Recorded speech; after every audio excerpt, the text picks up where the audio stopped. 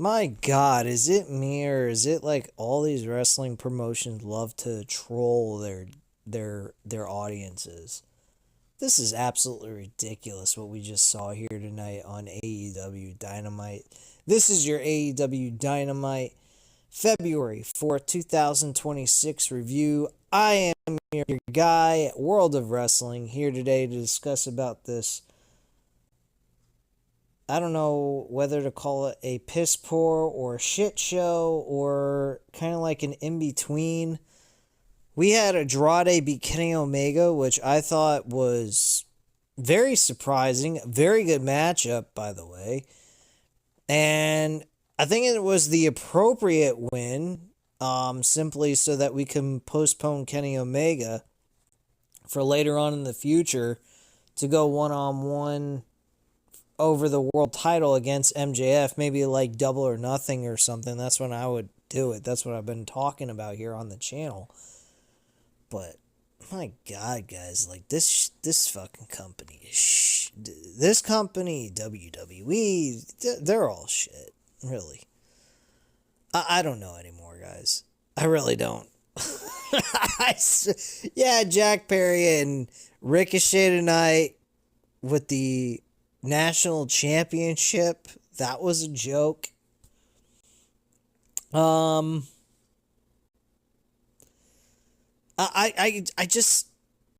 dumbfounded, man. I really am. I am dumbfounded by these promotions. MJF, holy shit. So the MJF Brody King match, I was expecting a 15-minute match. It turned out to be like a 5-minute match, and it looked like a gosh darn burial. And I hate to throw that word around in this situation, but I hate to say it, it looked like a fucking burial. I don't know what the hell they were doing. What is this, finger poke of death or something? Like, what the fuck did I just see tonight? This was ridiculous. I don't know, guys. I really don't. I say I'm not going to cover WWE anymore. I don't know if I really want to cover AEW either. This is terrible. I mean, let me know in the comments. Would you guys like me to cover combat sports like MMA and boxing or something? Anybody interested in either one of those, UFC and boxing? Because I'm kind of leaning towards that. I have knowledge about that as well. I've done some research on it. UFC is very easy to follow because it's rotating roster that you get familiar with on their fighting style and everything else in between, which is a lot of fun going over. I can give you guys bets on that and whatnot, and give you my picks for those events each and every week. I did them on and off on this channel the last couple of years. I'd say about the last 2 years maybe. And boxing, I really love boxing. I just can't fit it in my time frame to watch it because of all the other things that I watch. I mean, I don't know anymore. I really don't. I have no idea what to do. But this sucks. Brody King makes MJF pass out in less than 2 seconds. He goes limp in a rear naked choke, dangling over the ropes, over the ring apron, and Hangman Page out of nowhere distracts him. I'm like, what? This is what we're doing? This is what we're going to do to MJF? MJF should have won this match, without question. This was a terrible booking decision by Tony Khan. I don't know what the fuck we're doing here. There was no need for a world title match to occur at Grand Slam in Australia at all. No reason at all. I don't get these companies. I don't get what AEW did here tonight. They booked one good surpriser of a match that made sense. because they can continue off of this later on in the future. Kenny Omega can always get the win back and get a world title match later on this year. So that's not a big deal, and it was a good matchup. It didn't make Kenny Omega look weaker in any way, shape, or form. But what they did to MJF, he's the world champion. He's the fucking world champion, folks. The damn world champion, and you're making him lose in a title eliminator match. So what are we supposed to believe when we see the match on February 14th on Valentine's Day? You think my ass is sitting watching Grand Slam on a Saturday when I could be going doing things with my wife? Are you serious? Are you fucking kidding me? No, hell no. No chance in hell am I going to skip and doing something with my wife so I can sit here at home and watch wrestling. If I'm sitting here at home with my wife, it ain't to be watching wrestling. I'm going to be doing something with my wife. And there could be other things besides just, Humpty Dumpty. I'm going to leave that on there. I don't care. I'm not editing that out.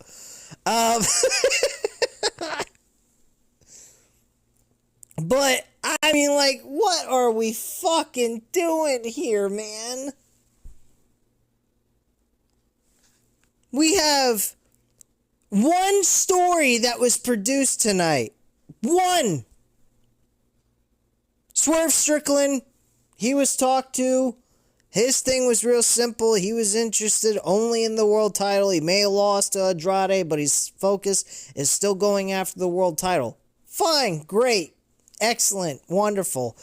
That's the story for Swerve Strickland. In the meantime, he's just going to do nothing until everything's cleared up for a number one contender and we reach Revolution. After Revolution, he'll start having a story and doing something on the show. Maybe he'll have some interactions leading up to Revolution, or maybe he'll have a grudge match. Who the fuck knows and who cares?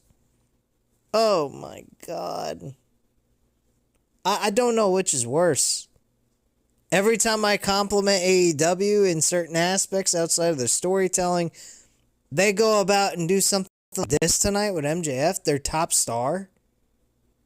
I mean, if this was MJF's doing and he was okay with this, I give him all credit in the world, but he kind of discredited himself, honestly. I mean, I wish I was making this up. My mouth hit the floor when I saw this, folks. I'm not joking.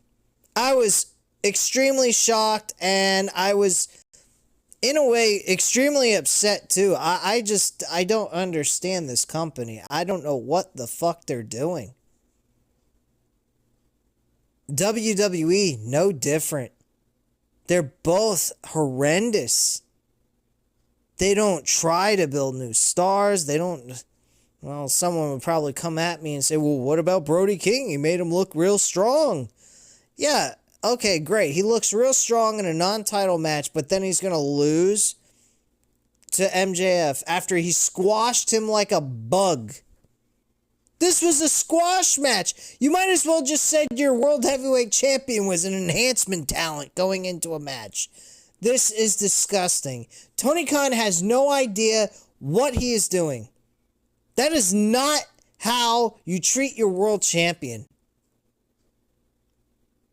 Hire Vince Russo. Hire Eric Bischoff. Hire fucking somebody that knows what the fuck they're doing.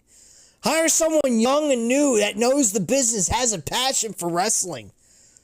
You don't fucking do that. Jesus Christ, what the... Like, seriously, what the fuck are we doing here outside of wasting everybody's time? That's really what I feel we're doing. I can't understand this product anymore. These two fucking companies are a bunch of retards. That's really what they are. They're a bunch of dummies. They don't know what the fuck they're doing. I mean, whatever, man. You want to book your show into the ground? By all means, go ahead. Have fun. I mean, do what you will. I don't give a shit no more. Honestly, this is all just BS. I might as well just cover something else. I swear to God, this is just fucking garbage. I'm dead serious. I may change this channel to World of Combat Sports. I may really consider doing that. So if you happen to see some change and you don't see reviews about wrestling anymore, uh, um, don't be surprised, because I may consider doing it. Because this is fucking terrible. Absolutely fucking terrible, man. But I just don't get it, man. I really don't. Let's get into this entire review so I can get this done and over with, because I'm not spending my whole fucking night talking about this shit.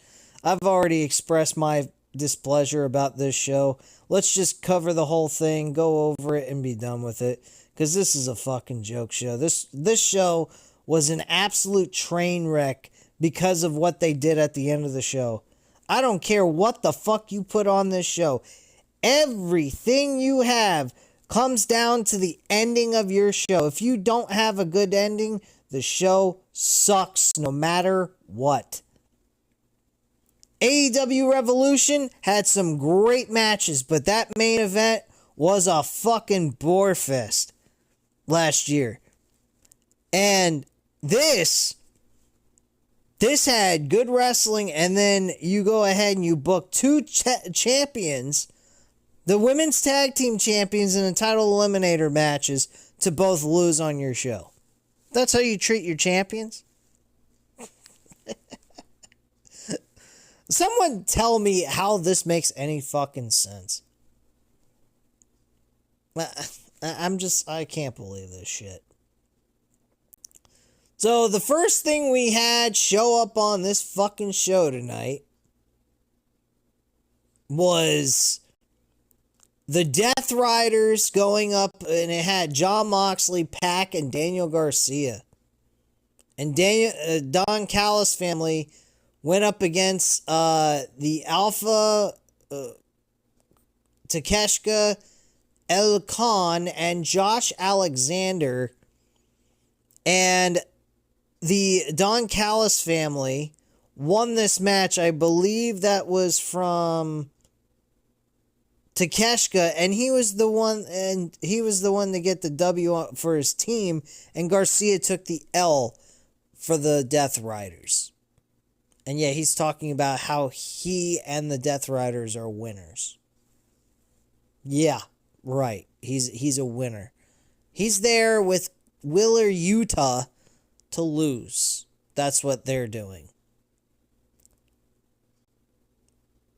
Also, speaking of losers like Wheeler Yuta and Marina Shafir are going to be in a mixed tag team match against Toni Storm and Orange Cassidy, and the loser, whoever takes the pinfall in that match, has to have their head shaved bald. Now, this story was developed on Collision. And I know this because I actually tuned in for the Collision show yesterday, and I watched some of it. I watched most of it, actually, except for the main event. And that was just the women's tag team title match, which, of course, they retained the tag titles. But they had that segment where Wheeler Yuta decided to try to cut Orange Cassidy's hair, and Toni Storm came in for the save and protected him from getting that from happening to him, and then initiated the idea of a mixed tag team match, hair versus hair. Whoever gets pinned in the match gets their head shaved bald. And that's the direction they went with that. Simple, straight to the point story, I guess. I don't know why it led to Wheeler Yuta wanting to cut Orange Cassidy's hair. But then again, I haven't been watching Collision at all since CM Punk left the fucking company, which was over, 3 fucking years ago. So I don't even know what's going on with Collision, nor do I care. You're not missing much of anything. But Collision, believe it or not, last week was actually better than the Royal Rumble. I can't believe that came out of my. I actually was entertained by Collision this past Saturday. So that's pretty sad to even say. That the Royal Rumble, which is the beginning stages leading up to WrestleMania, was by far one of the piss poor shows of Royal Rumbles I've ever seen in my life. And there's been some doozies that were not so great either. And for Collision to even be a good show compared to a Royal Rumble is pretty sad, actually, in WWE's case. But I don't know, guys. I don't know anymore. I think these companies are inept. I mean, Vince Russo has been saying that the last couple of weeks from what I've heard from his podcasts. WWE's inept. AEW's definitely inept. I mean, Tony Khan has no idea what he's doing. He has no fucking experience in this shit. He just has the money to provide the product, and that's it. That's all he is. He has no idea how to write stories. He needs to hire someone that knows what they're doing when it comes to the creative things of booking a wrestling show. He can, be a matchmaker if he wants to do that. I don't think his matchmaking skills are bad, but I think he cannot take from point A to point B and deliver that with a storyline. He can't get us to that match with a story. It just happens, and that's it.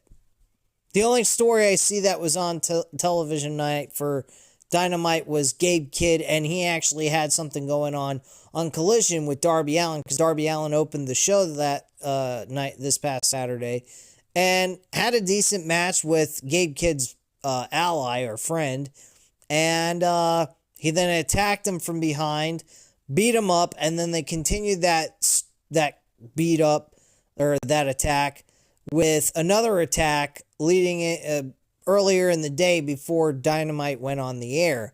And then they just continued it with him being dragged through the desert inside of a body bag connected to a car. I mean, it ain't much, but at least it's some kind of a story. It's being escalated with severe attacks and so forth. So I'll give him that on that situation. But other than that, what did we get? Just story about chasing the world title. Okay, I can live with that, but what we did to Brody King and MJF was uncalled for. It was not needed. It did not need to happen, and it was absolutely fucking terrible. All right, so let's continue. Following that, the trio celebrate in the ring as the Death Riders regrouping on the outside. We get a look at Andrade El Idolo beating Swerve Strickland last week on Dynamite before heading backstage to hear from the man himself. Prince Nana says their focus is where it always has been, the top of All Elite Wrestling. Losing one match doesn't mean they've lost sight of that, and they're not going anywhere. A silent Swerve simply saunters off as commentary hypes up the lineup for tonight. And that's all we got from Swerve Strickland and Prince Nana. So basically, they're just saying one loss doesn't mean nothing. Their focus is still to become world champion. That's it. Up next, we see Tony Storm and Orange Cassidy in tag team action while addressing what went down on Collision. They had basically a squash match against two Jordan Osis and Brittany Brooks. That was a joke. So that was basically a squash match. We had a vignette. Look back at Will Ospreay following his recent surgery, looking back on his career in AEW and the hope of returning to where the best wrestle. So there's definitely indication that he's probably going to be back by the time we go to Wembley at All In, and that's pretty much it. Um, see, I already. Sorry.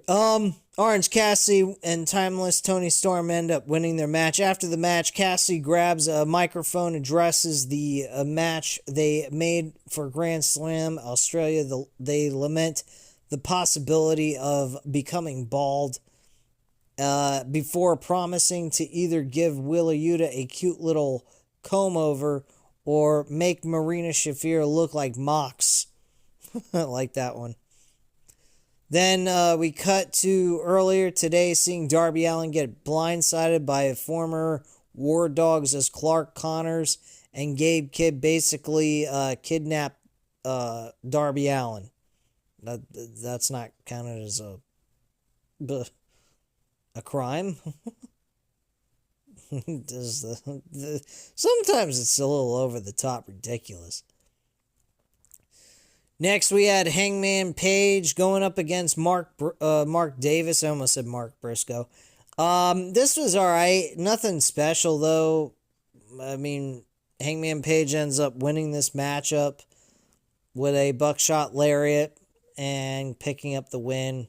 But nothing serious worth talking about. But, yeah, as you can tell, I was highly entertained by this show, right? Sure. Commentary talks about Page going on to Grand Slam, facing the winner of tonight's Omega Andrade match to determine the number one contender for Revolution. Page gets a microphone to address his packing his bags next week to head to Australia, promising that if he earns his shot, he will take back the title he never should have lost. Great. As he leaves the ring, we cut to a vignette looking at Kevin Knight. Up next, we see Kenny Omega take on Andrade El Idolo to see who will face Hangman Page at Grand Slam. This match was really good. Kenny and Andrade had a great matchup. They did mention on the show earlier, they did little segments here, little spots here and there leading up before the first match, where Kenny Omega addresses his opponent with Andrade, saying, hey, we're going to be facing each other tonight. This is to move on to go to Grand Slam to face Hangman Page. And, Andrade, don't think I forgot what you did to me a couple of months back. I'm getting you back for that, too. So I'm glad they addressed that at least. I mean, nothing special, but at least they addressed it. They didn't really give an explanation as to why Andrade attacked him, which would be nice to know why, but, I guess beggars can't be choosers. So get what you can get, I guess, from these companies, because you're not going to get much anyway. Then following that, the match was great. It was fine by me. I didn't really have an issue with it. They both did fantastic. Honestly, I would have booked this as the main event to the show. That's what I was figuring it was going to be anyway. I figured this was going to be the main event. It was a great matchup. It was a main event quality match. Personally, I would say this was pay-per-view quality wrestling, honestly. They did fantastic together. I didn't have any issues with this match at all, to be quite frank with you guys. But then again, that's just my opinion. Other people might have a difference of opinion on that, and that's fine. But I really didn't have any issue with this. I thought it was a fine show, or a fine matchup. He ends up winning the match because of... Let me see here. Because Swerve got involved. He was trying to help out Kenny, and he got distracted. The ref got distracted, and El Idolo went ahead and got the low blow in, and then connected with his finisher to get the 1-2-3, and that's it. And he walked away with the victory. But after that, we move on to Andrade leaves the ring to celebrate with the Don Callis family. And back in ringside, Swerve and Omega have an argument about what went down. This leads to security rushing down to break things up. So Swerve and him are more than likely going to have a match at the Revolution pay-per-view. That's going to be a good matchup, I think. Commentary, and that actually makes a lot of sense. I mean, don't get me wrong, there were some things on this show that was good, but the majority of it, there was really nothing going on. And the two champions, the women's tag team champions and the world champion, both lost tonight in title eliminators. What lazy way of doing things. And not to mention, Brody King doesn't deserve to have a title eliminator when there is a crowning of a number one contender at Grand Slam the same night. That should be the focal point, not the world title and the number one contenders match. I think it's a little overkill. And it's just like double duties type of stuff. So I'm not particularly a fan of this. It really did not gel for me very well. I didn't like this at all, what they did.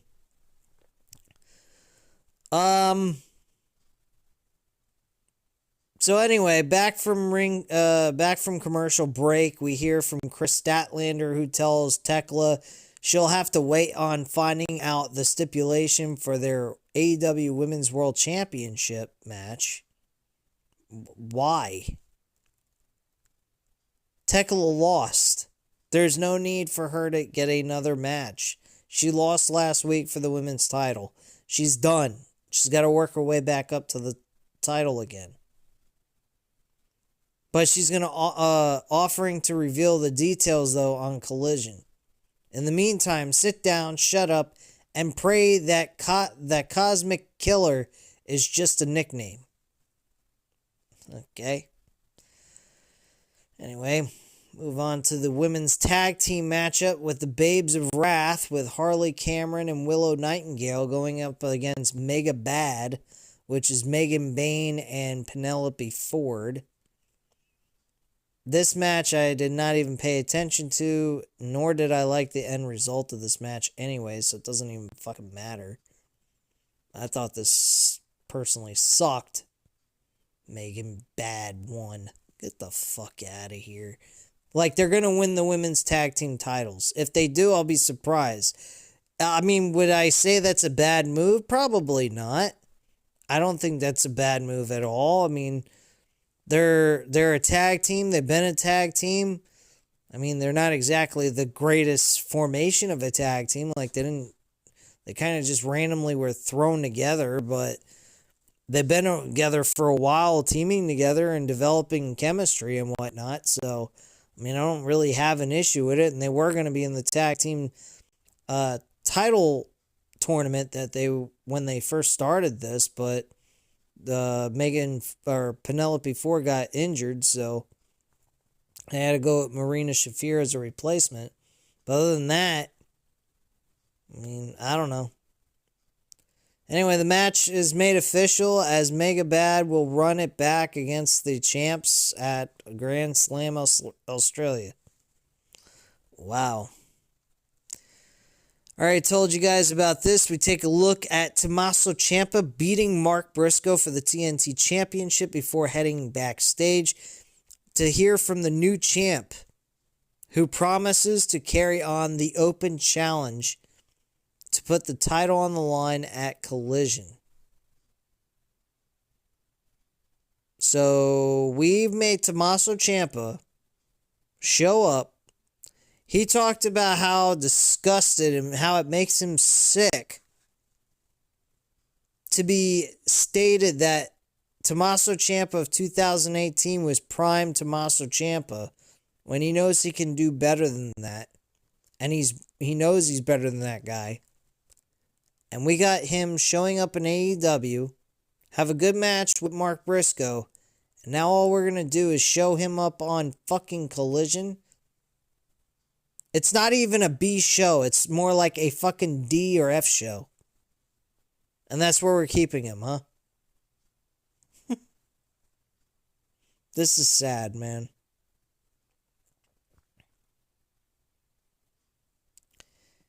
Anyway, he states that Sylvie isn't going anywhere before walking off. He says that she enjoys her new home, and she has a sister with his daughter. It's nuts. And we get a confirmation that he defends against two men on Saturday night as he defends against Roderick Strong and Claudio Castagnoli. I mean, it's not a bad match, but couldn't we have built this up? Couldn't we have created a story? Couldn't we have done like a lead up to this? I would have been fine with this match being booked with a story at Revolution for the TNT title. I don't think Roderick Strong and Claudio Castagnoli are bad.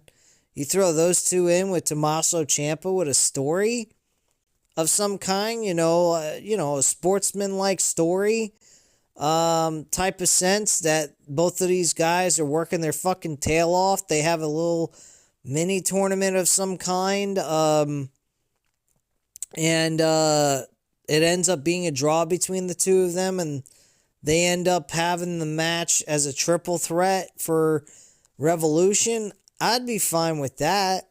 I'd have been okay with that. No, we're just throwing this match together at random on fucking Collision of all places. I mean, I don't get this shit. I really don't. Anyway, the AEW National Championship was on the line. Ricochet defended the title against Jack Perry. I already discussed this. I'm not going to go into any further detail about it. But, yeah. Ricochet retains his title. Distraction by the Demand. And that was pretty much it. Referee got distracted. Ricochet put the championship belt in the turnbuckle, center turnbuckle, and he smashed him face first into the turnbuckle, and that was it. That was the end of the match. And he also followed it up with the spirit gun to get the 1, 2, 3. And Ricochet celebrated in the middle of the ring. Young Bucks and GOA face off on Collision to see who enters a three-way tag in Dynamite to determine the number one contenders for the tag team titles. Then we cut to the production truck where Gabe and Clark have a little movie to show us, revealing that they've left Darby Allin out in the desert, not even on a horse with no name. And yes, they were like literally abusing the guy in the production truck to show the video. And his colleague turned it on so they'd stop harassing this poor dude. The guy just does his job in a production truck. Is being mistreated by some random dudes that really don't have any notable names at all. And they air pretty much close to a snuff movie. The only thing left they were missing was them actually killing Darby Allin for real. And that's it. That's what we got. Him being dragged through the desert in a body bag and attached to a car by the rope. I don't know, man. I don't know. Pretty bizarro shit. And then there was the main event. And I've already discussed that with you. That was your show, guys. That was AEW Dynamite for February 4th of 2026. This is what we're getting. I don't know anymore, guys. I really don't. I can't sit here and tell you how much longer I can keep doing this. My love for wrestling, each and every time I watch it, dies little by little. I mean, we're in the year 2026, and we have guys that we've been watching for over 20 plus years still main eventing these shows. Over, maybe not over 20, but at least over 10 years. And we're still seeing guys main event these shows. It's pretty sad. I mean, I love Kenny Omega's, the other guys like Roman Reigns and Seth Rollins and all these other bigger names. CM Punk, who's been around for almost 20 years. Actually, 20 years exactly in the main event, in the mainstream of wrestling. He's been in WWE since 2006 anyway. So, I mean, like, at this point, I don't know anymore, man. Both of these companies, they do not know how to build stars whatsoever. Darby Allin, I think, is a future star in this company of AEW.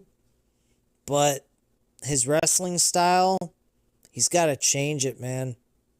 This wrestling style is too dangerous. It's going to get him killed one day. And if it doesn't get him killed, his career is going to be shortened. Most likely. He takes some dangerous spots in these matches. He does some outrageous shit to his body. It's like he's purposely trying to commit suicide or something without actually doing it. And he just puts himself through agonizing pain for no reason. I guess because he's a masochist or something. I don't know. I mean, he seems to be worse than a fucking Mick Foley or Terry Funk. Or even Jon Moxley for that matter. Jon Moxley's pretty fucking sick, but at least he doesn't do all these crazy stunts every fucking match. He does them, like, here and there. He does them in pay-per-view events and stuff like that. If he's having a hardcore match, he'll do some crazy shit. But majority of the time, I mean, he'll bleed, but he won't, like, go to the extent of, like, going ahead and putting his body through chances of injuring himself permanently where he'll never be able to wrestle again. But, I mean, that one spot he did with Edge or Adam Copeland or whatever you want to fucking call him nowadays, on Dynamite last year when he fucking suplexed him on a bag of, or not a 2x4 of nails, and that shit went in his back and they couldn't get it out of his back. That was pretty fucking sick. That was pretty bizarre. And he could have really hurt himself. He could have got infection, something. I don't know, man. Because those wounds had to be, like, open wide as fuck. And that spot had to hurt like a bitch. I mean, like, I couldn't do that. That's just... He had to be on drugs, like a painkiller or something, for that to not even hurt him like that. Because if it would happen to any normal person that wasn't on any drugs, they would have been screaming to the heavens. Shit was fucking insane. But yeah, Darby Allin, he's a guy I could see as a main eventer at some point this year. I really believe that. He kind of mentions that on Collision. But nobody really watches Collision. Like 200,000 people? That's nothing. That's numbers that TNA used to bring in back like 5-10 years ago. Like, that's shit. That's nothing. And they're on TNT of all places. That's a big fucking television station. And yet nobody's fucking watching them. Because nobody cares. Nobody wants to watch that crap. I mean, it's not really crap, honestly, but I don't think people want to watch wrestling on a weekend. They got other things they could rather do. with their lives. But yeah, that's pretty much the review, guys. I was kind of like, it's a mixed bag, but when you throw in the situation with MJF at the end of the show, doing what they did, I don't think that was the right move. Either have a match, Brody King should have lost, or don't do the fucking match at all. And that probably would have been the best option, is not do the match at all. But that's just my viewpoint. I don't know what you guys think. Please let me know in the comments down below. I'll definitely get back to you on that. Hit the subscribe button if you're not already subscribed to the channel. And if you enjoyed the video, hit the like button. I greatly appreciate it. I greatly appreciate all of you that are still tuned into this channel. Despite my lack of interest in wrestling right now, and my lack of care of wrestling, I really am thinking somewhere down the line I might need to do a change on this channel. Because doing this for this, it just ain't doing it for me, man. It really ain't. But again, I greatly appreciate you guys tuning in. I hope you enjoyed the review. Again, if you did, hit the like button, hit the subscribe button if you're not already subscribed, and leave a comment down below. I'll definitely get back to you on that. Thank you guys very much for watching, and have a great night, guys. Bye.